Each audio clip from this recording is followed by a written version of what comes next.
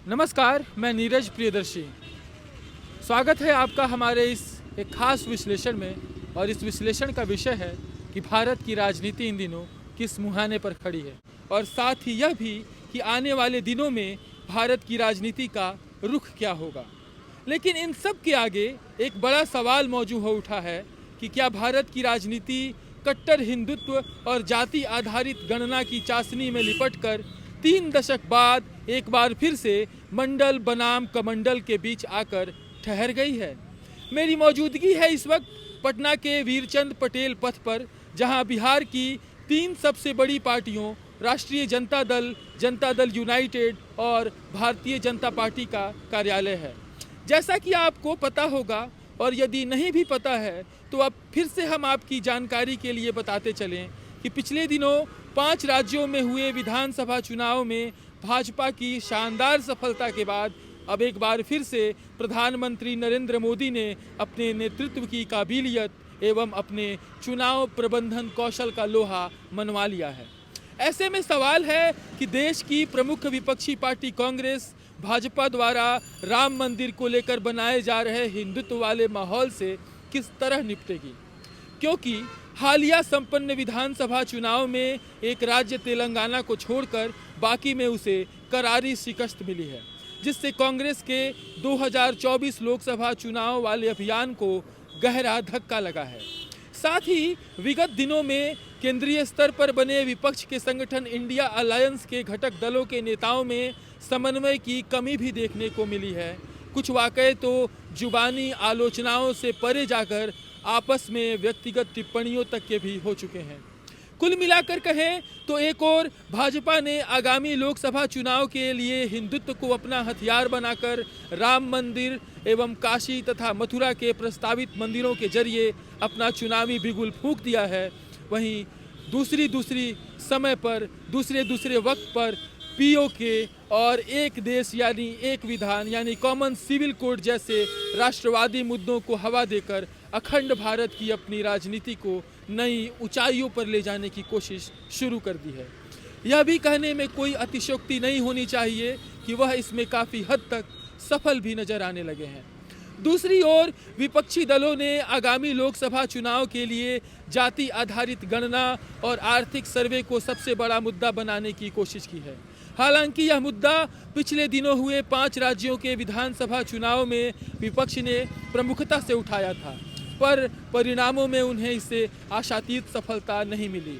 बावजूद इसके विपक्षी दलों का फोकस अभी भी जाति आधारित गणना और आर्थिक सर्वे के मुद्दे पर ही दिखाई दे रहा है। विपक्ष अब इस मुद्दे को और बड़ा बनाते हुए इसे इस प्रकार प्रचारित कर रहा है कि जिसकी जितनी भागीदारी उसकी उतनी हिस्सेदारी, यानी कि जाति आधारित गणना से ऊपर उठकर विपक्ष अब इस मुद्दे को आरक्षण की सीमा बढ़ाने की ओर लेकर चला गया है। ऐसा लगता है कि विपक्ष को अभी भी इस बात का यकीन है कि आरक्षण की सीमा बढ़ाने के मुद्दे पर उन्हें पिछड़ी जातियों, अनुसूचित जातियों एवं अनुसूचित जनजातियों का समर्थन मिलेगा, और इस तरह जाति की राजनीति के जरिए वे भाजपा के हिंदुत्व की राजनीति को परास्त करने में कामयाब हो जाएंगे। बिहार में हाल ही में हुई जाति आधारित गणना एवं आर्थिक सर्वे से मिले आंकड़ों ने उनके इस यकीन को और भी बल दिया है। पर इस वक्त इंडिया गठबंधन के सामने सबसे बड़ी चुनौती नेतृत्व के संकट को लेकर है। जब से इस अलायंस ने अपना रूप लिया है, तभी से इसके घटक दलों के बीच अनबन और मनमुटाव की खबरें मीडिया में आती रही हैं। अभी हाल ही में संपन्न हुए मध्य प्रदेश के विधानसभा चुनाव के दरमियान कमलनाथ बलनाथ एवं अखिलेश वखिलेश वाला प्रकरण आपको याद ही होगा। इसके अलावा भी ममता बनर्जी, अरविंद केजरीवाल, केसीआर, राहुल गांधी के नामों के बीच मनमुटाव और विवादों की खबरें मीडिया में प्रमुखता से प्रकाशित होती रही हैं। तो इस तरह इंडिया अलायंस के लिए इस वक्त सबसे बड़ी चुनौती अपना चेहरा यानी नेतृत्व तय करने की है। जहां तक बात इस वक्त इंडिया अलायंस के प्रमुख चेहरों की है, तो उनमें 2 ही नाम मीडिया जगत में प्रमुखता से लिए जा रहे हैं, या यूं कह लें कि उनके समर्थकों द्वारा लिए जा रहे हैं। और ये 2 चेहरे हैं राहुल गांधी और नीतीश कुमार। चूंकि विपक्षी गठबंधन की सबसे बड़ी पार्टी है कांग्रेस, तो इसीलिए राहुल गांधी को अधिकतर मौकों पर और मंचों पर भावी प्रधानमंत्री के तौर पर पेश किया जाता है। वहीं दूसरी ओर नीतीश कुमार की सुशासन बाबू वाली छवि एवं साथ ही इंडिया अलायंस के अधिकृत रूप से तो नहीं मगर अनधिकृत रूप से ही मुख्य सूत्रधार की भूमिका निभाई है। यूँ कह लें कि नीतीश कुमार के प्रयासों के कारण ही इंडिया अलायंस ने अपना रूप लिया है और एक साथ मिलकर 28 दल भाजपा की एनडीए गठबंधन से लड़ने के लिए राजी हुए हैं।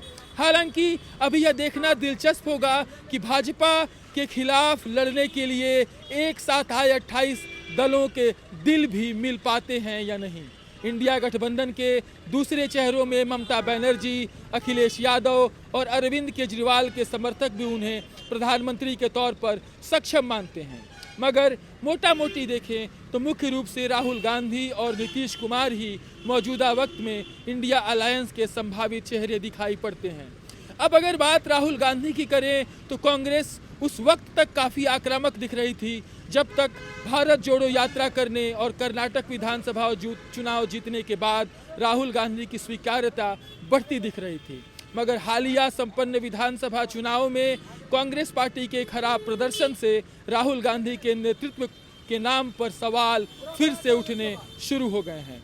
अभी ये सवाल उठ ही रहे थे कि झारखंड के कांग्रेसी राज्यसभा सांसद धीरज साहू के ठिकानों से इनकम टैक्स विभाग के छापे में जब कैश लगभग 350 करोड़ रुपए मिलने की घटना ने भी कांग्रेस की लोकसभा चुनाव अभियान पर गहरा आघात पहुंचाया है।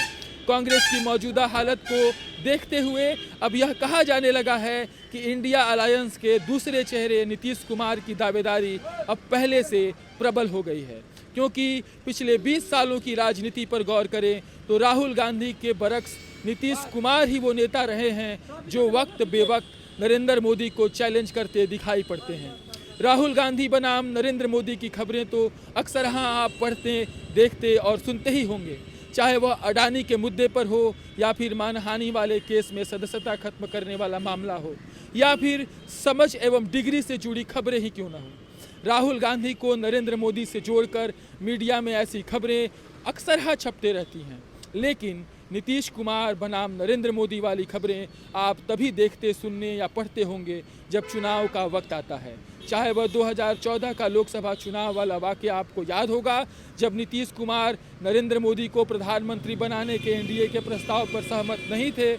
यह पहला वाक़या था जब पहली बार भाजपा से और नरेंद्र मोदी से नीतीश कुमार को खिलाफत हुई थी, और ये खिलाफत उस मुकाम तक पहुंच गई थी कि एक वक्त में नरेंद्र मोदी को प्रधानमंत्री उम्मीदवार नहीं बनाने के फैसले पर वो अड़ गए एवं सालों से चले आ रहे एनडीए के गठबंधन से अलग होकर लड़ने का फैसला किया। इसके बाद दूसरा मौका तब आया है जब 2017 में दोबारा भाजपा के साथ जुड़ने के महज 3 साल के भीतर ही चुनाव आते आते तक पूरी तरह भाजपा के खिलाफ हो गए हैं नीतीश कुमार, और राजद तथा अन्य पार्टियों के साथ मिलकर महागठबंधन की सरकार 2022 में बना ली है। चुनाव का वक्त एक बार फिर से सर पर है।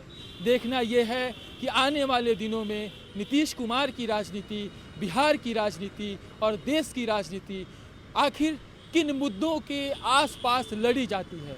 जो सबसे प्रमुख मुद्दे थे धर्म और जाति के, उनका जिक्र हमने आपसे कर दिया था, लेकिन जो जनता के सबसे प्रमुख मुद्दे हैं जैसे बेरोजगारी, जैसे महंगाई, उन तमाम मुद्दों पर कोई बात नहीं हो रही है। और ये देखना सबसे अहम होगा कि आने वाले दिनों में क्या भाजपा हिंदुत्व के अपने एजेंडे को इस प्रकार प्रचारित करती है कि बेरोजगारी, महंगाई, भ्रष्टाचार जैसे मुद्दे गौण होते ही चले जाएंगे।